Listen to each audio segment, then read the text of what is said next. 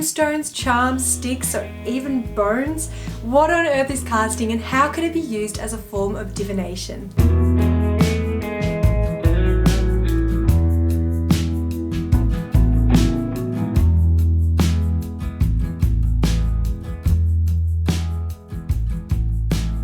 Hi everyone! Welcome back to my channel, or if you're just meeting me for the first time, hi, my name is Ebony and this channel is all about productivity, wellness, and spirituality. Thank you so much for joining me today to talk about casting charms. I hope that you find it helpful and consider subscribing if you haven't already. If you've been following me for a while now, you'd know how obsessed I am with learning essentially all I can about different divination methods. I've been interested in tarot reading for ages, but now I also use Lenormand, oracle, affirmation cards, and I've even started reading tea leaves on the regular too. It's not that I want to predict the future. I personally don't believe any of these methods have the power to tell you exactly what's going to happen. In my opinion, divination simply allows us to tap into our subconscious and intuition. It tells us what we need to know. It helps us to make decisions and reflect on our actions in the present and in the past. If you're asking about the future, at best any divination method might give you some insight into how your current actions might impact the future if you continue down the same path. Long story short, I believe we have the will to change anything that might be predicted. So all that being said, why use any forms of divination? And how do you choose one form over the other? My curiosity has led me to try so many different methods now, and I believe that each has its own unique voice. As I mentioned, I use divination from card reading to casting as a way to connect to my subconscious and intuition. They are all simply forms of guidance that help us to better understand ourselves, each other, and the human experience. Using a variety of different divination methods allows for different aspects to come through, and it's a lot of fun. I love mixing tarot and oracle cards with charms because it gives me so much more information to work with. It's like being given advice from a variety of people instead of just one person. So what's the deal with casting in particular? Before cards were created, let alone mass produced, throwing items and objects such as bones, sticks, wooden pieces, and stones is likely one of the first or earliest forms of divination ever practiced. I believe that casting feels somehow ancient, even in its most modern form, casting charms. There's something so tactile about casting items, whatever they may be. I really love the energy and the movement of casting. It feels very organic and natural. It's so different from picking a card and gently placing it down on the table in front of you. Though piecing together a story with cards is important, casting brings that connection to a whole other level. When you cast anything, whether it's charms or runestones, the interactions between the items, how they are scattered, is just as important as what the items mean individually. I can't say I've ever used bones, and I can confidently say that's something I'm not interested in trying. It's just not really for me. But other forms of casting that I haven't tried and would actually really like to include ogams and witches' runes. My ancestors are from Ireland and the UK, so I would love to try ogams. If I'm even saying that right. I don't even know how to say it. So I definitely want to learn more about those. That would be really cool. And when I do, I'll be When I do, I'll definitely share that experience with you guys if you're interested. Witches' runes are interesting too because a lot of the symbology used for witches' runes is included in the Lenormand system as well. I find it really fascinating to see the similar themes between all these divination methods, despite the fact they all have different historical contexts.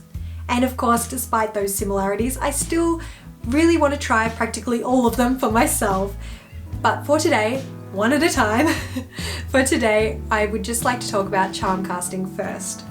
Then next week, I'll talk about runestones. Firstly though, let me just quickly mention what you might need for any form of casting. Anytime I'm casting runestones or charms, I use a wooden tray and a reading cloth. Having something with an edge or sides is really great for charms especially, and a shallow box would work really well too.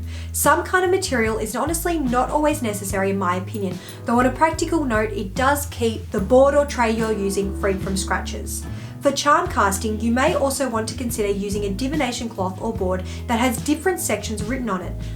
For instance, astrological signs, days of the week, letters, numbers, months, whatever you like, really. I've not tried this before, but I would like to. I think it would be very fun. Another thing to try. add that to the list. One last thing, I promise, the last thing, before we get into the specifics of charm casting today. No matter what the method, before beginning any form of divination, I like to take a moment first. I hold the cards, the bag of runestones or charms, my teacup, whatever it may be, in both hands. I close my eyes and I focus on my intention or question.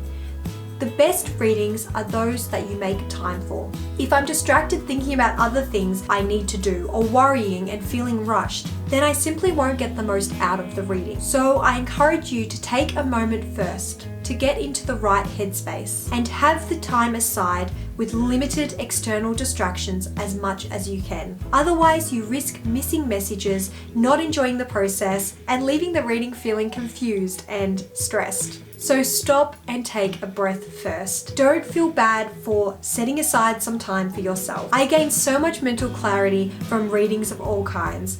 Even if it's just my daily tarot card, first thing in the morning. It's become like my morning coffee. Like drinking my first coffee of the day, taking the time to tap into my subconscious makes me so much happier, which benefits everyone, not just myself. Speaking of coffee, go get yourself a cuppa and we will take a closer look at casting charms.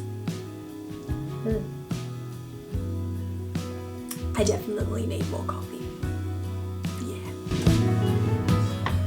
In modern times, casting charms is becoming more common, and many pick-a-card videos here on YouTube feature them. Charm sets can include an assortment of items based on a variety of different meanings depending on the user. Charms are usually gathered personally over time, creating a unique collection for the individual. When I started collecting charms to use for divination, I based my set on the Lenormand system. Lenormand is a 36 card system around 150 years old that initially started in Europe as a fortune telling tool. The illustrations are generally quite simple and the answers provided are very direct and to the point. Essentially, I knew that if I based my charm set on a system that already encompasses the various aspects of life, I'd be able to get a truly in-depth reading and learn more about Lenormand in the process too. I've also added a few extra charms to my mix, anything I feel connected with and believe represents something worth including. I have a chakra set of charms, wooden letters, and these little pebbles with words on them that I'll occasionally use too. The sky is the limit when it comes to what you can use in your charm set. Shells, keepsakes, crystals, dice, dominoes, numbers, zodiac symbols, badges, cards, marbles, whatever you like. You can even add your runestones to the mix, though I keep mine separate. But it's all up to your imagination, and that's what makes charm casting so unique and fun. Charms are super personal to the individual, and they can be used in so many different ways. My absolute favorite way, and the way I use them more commonly, is to draw tarot or oracle cards and then scatter a handful of charms over them. This gives me instantly more insight, fills in the gaps, and helps me get a better reading overall. And it's just so much fun to see how the charms can relate to the cards. When I cast all my charms at once, the first thing I look for is the goddess Isis, which is my female signifier that I relate myself to. Whatever charms fall closest to her are therefore those I need to focus my attention on first. I then work outwards from there, one charm leading to the next. I sometimes look for particular symbols if I feel a little lost or overwhelmed, such as the 4-leaf clover, which indicates luck and opportunity. Another method is to work from the center outwards. You can attribute the center as the present time, and then as you move outwards, you're reading further into the future. There are so many different ways you can interpret your reading, especially if you are reading many charms all at once. Those are the ways I've tried, but like I said, there are so many different ways that you can use your charms, and really it's up to you. Just have a play with it and see what feels right, and let your subconscious and intuition really kick in when you're reading multiple charms at once. You know, what does your eye catch first? Just go with your gut on it and don't overthink it. That's my main advice when it comes to reading lots of charms all at once. Go with your gut, trust your intuition, and go with the flow with it. There are so many different ways. There are endless ways, and I can definitely make more videos on this subject. If you have any questions, just let me know down below. As I mentioned, how the charms interact with one another, how they are scattered and displayed or obscured, can change the reading entirely. If one charm is covering another, what could that mean?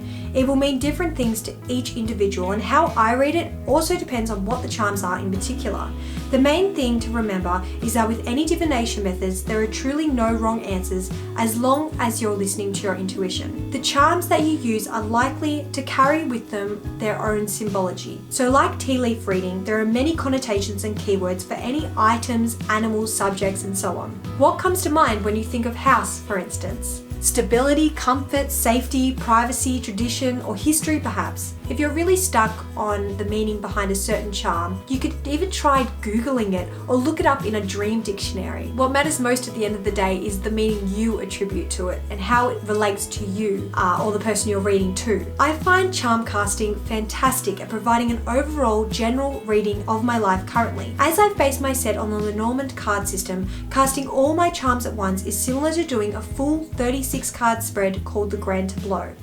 It's like an overview of all aspects of one's life and how the different elements might be working together. I'd love to talk about Lenormand in another video too, so let me know if you'd like to learn more about it. Also linked down below is today's blog post with heaps more information, resources and recommendations if you'd like to learn more. Through the blog too, I'm super excited that I've started a weekly newsletter, which also includes a weekly reading. So if you'd like to see my charm casting in action, be sure to subscribe to the newsletter too. Plus, if you missed it last week, right now if you sign up, you get a free PDF guide to essential oils for focus, and there's lots more free goodies to come as well. So check out last week's video to learn more about that. And like I said, everything is linked down below. Charms are a really lovely example of casting in the modern day, and I really encourage anyone to try it. Start by using items that you already have or find things around your home. It doesn't have to cost you any money. If you'd like specific charms, I went on Etsy and eBay to gather most of my set. And you could also try craft shops. It took me a while to gather charms that represent all the different cards in the Lenormand system, but I am so happy how it all turned out, and I have so much fun casting them.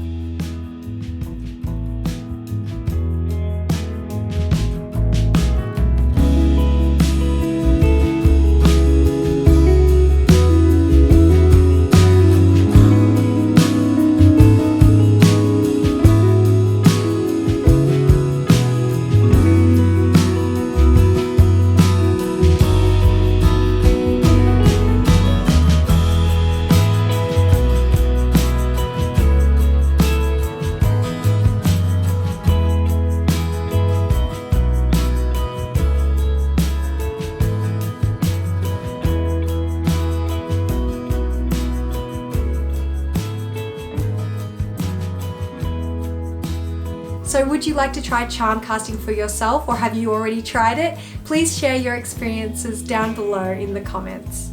Also, let me know if you're interested in any of the charms I use. I'd love to help you put together your own set. I hope you enjoyed learning a bit about casting charms today. As I mentioned, next week I'll talk about casting rune stones, so be sure to subscribe and ring the little bell to be notified if you haven't already. It really does mean the world. And be sure to click the like button too, because that really does help. If you have any questions about rune stones or casting or anything really at all, leave them in the comments down below, or feel free to follow me on Instagram at Ebony Highland, and I'll do my best to answer all your questions. Thank you so much for watching. I hope you're all keeping well wherever you are in the world, and I'll see you in next week's video. Bye!